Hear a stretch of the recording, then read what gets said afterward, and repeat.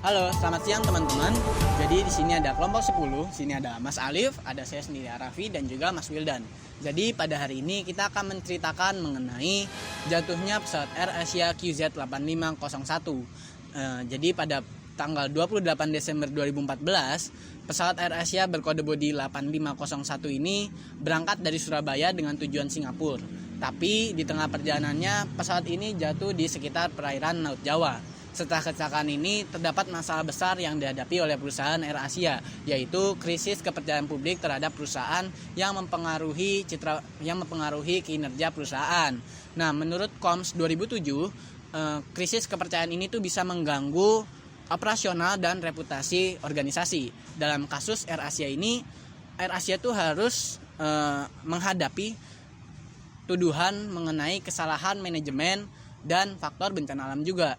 Nah, maka dari itu fokus utama yang harus diselesaikan oleh AirAsia adalah memperbaiki citranya kepada publik dan harus bisa memenuhi ekspektasi para pemangku kepentingan sebagai bentuk pertanggungjawaban perusahaannya. Nah, teman-teman, dari kasus berikut tadi, pihak AirAsia menerapkan langkah untuk pemulihan citra yang didasari oleh teori image restoration yang dipopulerkan oleh Benoit. Pihak AirAsia mengambil 3 pendekatan. Yang pertama yaitu ada mortification atau melakukan permintaan maaf dan memberikan kompensasi kepada keluarga korban. Dan yang kedua ada tindakan bolstering atau menampilkan rekam jejak positif perusahaan untuk memulihkan citra. Dan yang terakhir, pihak AirAsia juga melakukan corrective action dengan melibatkan otoritas yang berwenang untuk meningkatkan standar keselamatan mereka.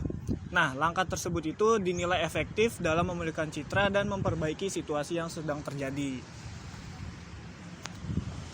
Nah, selanjutnya seperti yang sudah diutarakan oleh rekan saya tadi bahwa perusahaan maskapai AirAsia menerapkan teori image restoration milik Benoit yang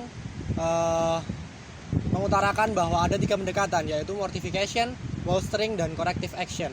Cara tersebut dianggap efektif karena dalam teori pemulihan citra yang diungkapkan oleh Benoit, langkah yang harus dilakukan oleh perusahaan itu tidak reaktif tetapi proaktif menyesuaikan jenis dan kondisi krisis. Di mana dalam kasus jatuhnya pesawat AirAsia QZ8501, masalah yang terjadi adalah kombinasi dari kesalahan manajemen dan bencana alam yang tidak dapat dihindari. Sekian cerita dari kelompok kami tentang jatuhnya pesawat AirAsia QZ8501 dan kaitannya dengan teori image restoration atau pemulihan citra yang dipopulerkan oleh Benoit. Terima kasih dan sampai jumpa teman-teman.